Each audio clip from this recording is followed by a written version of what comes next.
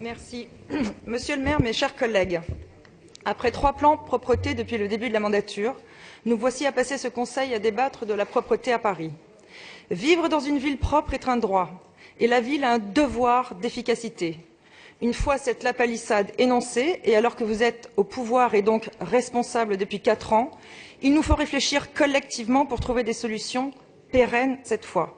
Le rapport de la MIE, le Conseil parisien de la jeunesse, et une étude commandée par la ville pour plus de 200 000 € aux frais du contribuable parisien suggèrent des pistes d'amélioration qui auraient dû être trouvées dès le début de la mandature.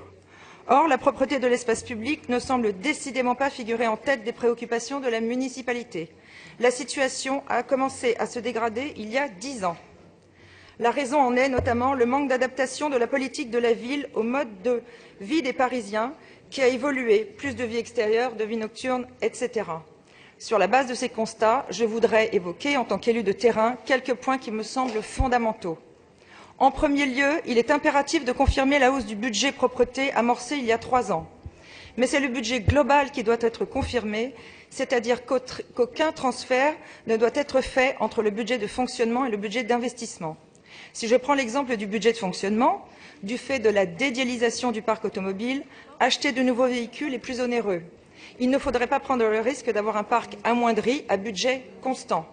Le budget doit donc être augmenté. En second lieu, les RH doivent faire l'objet d'une politique constante d'optimisation. L'absentéisme parmi les personnels est une réalité. Il a augmenté de 15 % dans le 16e arrondissement. Il est en partie lié à l'usure des agents, due à la pénibilité de certaines tâches. Aussi faut-il privilégier la mobilité, la reconversion et le mérite. En troisième lieu, il faut prioriser et cibler les actions pour mieux les optimiser. Le copilotage de la propreté, déjà mis en place, doit être accru, car qui peut mieux prioriser les actions que les maires et les élus dans les arrondissements?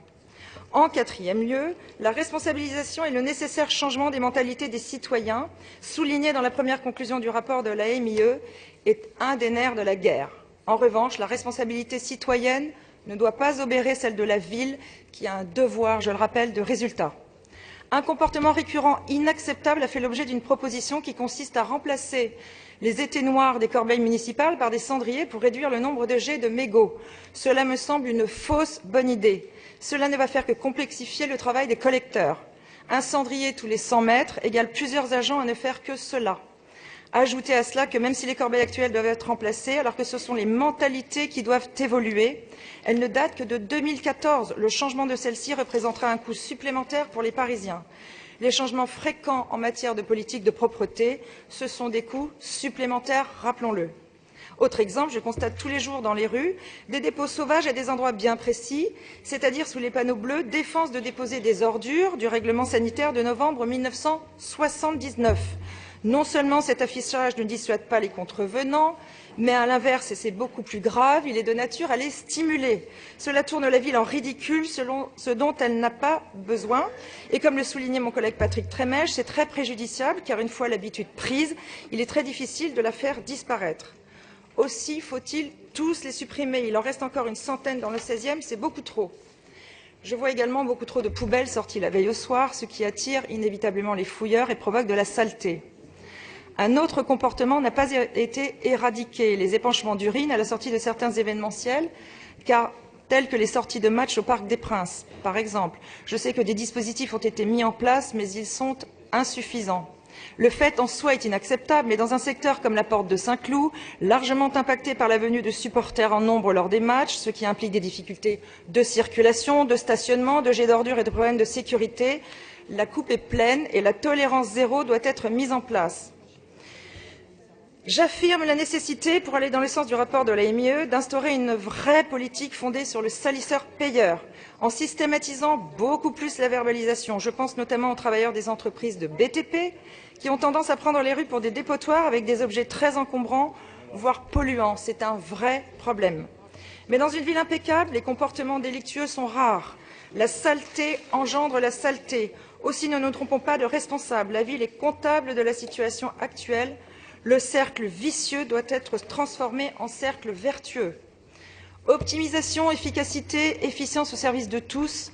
Voilà quels doivent être les substantifs d'une politique de propreté efficace à Paris. Elle doit être le symbole du respect de l'exécutif envers les Parisiens.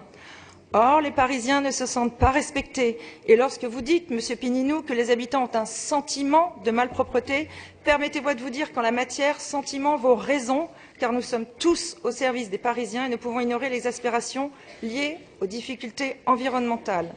Saluons ceux de mes collègues qui ont travaillé à trouver des solutions au sein de la MIE. Ne nous contentons pas d'une politique à la petite semaine. Paris doit être à la hauteur des impôts que payent nos concitoyens. Le groupe PPCI proposera un plan d'action concret résumé par Jérôme Dubut tout à l'heure. Je vous remercie.